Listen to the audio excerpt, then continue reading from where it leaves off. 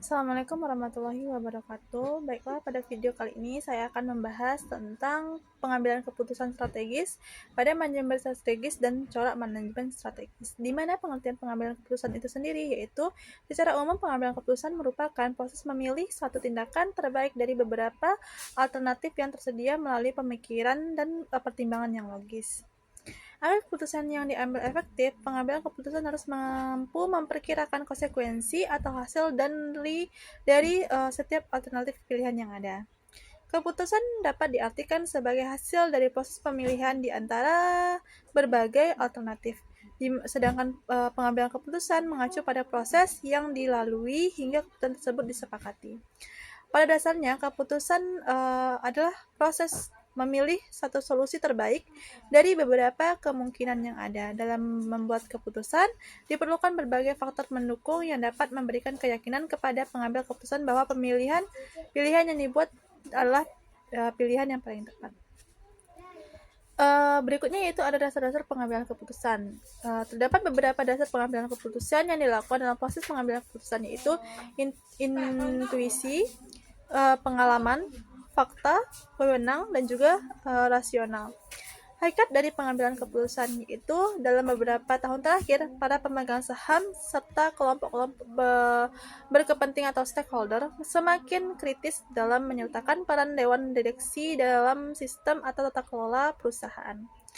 Hasil berbagai survei menunjukkan bahwa sebagian masyarakat menilai dewan direksi kerap mengabaikan kepentingan pemegang saham ketika mengambil keputusan yang penting, seperti saat mempertimbangkan kebijakan merger. Selain itu, muncul pula kekhawatiran terhadap kurangnya pengetahuan, komitmen, dan juga antusias dari sebagian anggota dewan, khususnya yang bukan berasal dari internal perusahaan.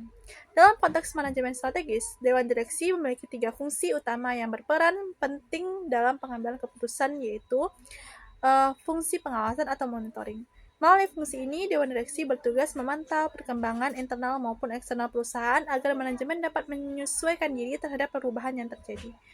Dewan juga mengawasi pelaksanaan strategi yang telah ditetapkan dan bila diperlukan, mereka memberikan dorongan agar permasalahan yang muncul dapat segera diselesaikan. Berikutnya yaitu ada fungsi evaluasi dan pengaruh, di mana dewan direksi dalam menilai berbagai usulan, keputusan, dan juga tindakan manajemen, mereka dapat menyatakan persetujuan atau penolakan dan memberikan masukan, rekomendasi, serta mengusulkan alternatif tindakan yang dianggap lebih sesuai dengan kepentingan perusahaan.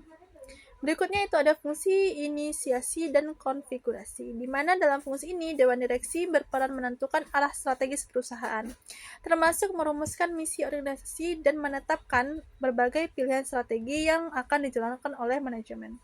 Selain itu, dalam beberapa perusahaan, terdapat dewan dan komite internal yang memiliki hubungan erat dengan pemegang saham, di mana pihak-pihak ini biasanya bertugas menjaga dan juga melindungi kepentingan pemegang saham. Namun pada perusahaan publik yang memiliki struktur kepemilikan saham yang lebih seragam, diperlukan beberapa komite eksternal yang dipilih dari luar perusahaan. Struktur dewan direksi pada perusahaan publik umumnya terdiri dari kombinasi anggota internal dan eksternal, di mana anggota eksternal biasanya berasal dari kalangan profesional seperti pensiunan, direktur, akademisi, konsultan, mantan karyawan, atau pihak perbankan. Keberadaan mereka diharapkan dapat memberikan pandangan objektif serta memperkuat tata kelola perusahaan dan transparan dan akuntabel. Yaitu berikutnya ada proses pengambilan keputusan, di mana istilah proses mengacu pada rangkaian langkah yang dilakukan secara sistematis untuk mencapai suatu hasil tertentu. Dengan demikian, dalam proses pengambilan keputusan terdapat beberapa tahapan penting yang tidak dapat dipisahkan, yaitu penyelidikan, di mana tahapan ini berkaitan dengan kegiatan mengidentifikasi dan meneliti situasi atau kondisi yang memerlukan suatu keputusan. Tujuannya adalah untuk mengenali masalah, peluang, atau kebutuhan yang menjadi dasar dilakukannya proses pengambilan keputusan. Perencanaan, yaitu pada tahap ini dilakukan pengembangan dan analisis terhadap berbagai alternatif tindakan yang mungkin diambil. Setiap alternatif dipertimbangkan berdasarkan kelebihan, kekurangan, dan dampak terhadap pencapaian tujuan organisasi. Tahapan ini berikutnya itu ada pemilihan. Tahapan ini merupakan proses pemilihan alternatif terbaik berbagai pilihan yang telah dianalisis sebelumnya. Keputusan yang diambil pada tahapan ini menjadi dasar pelaksanaan tindakan selanjutnya.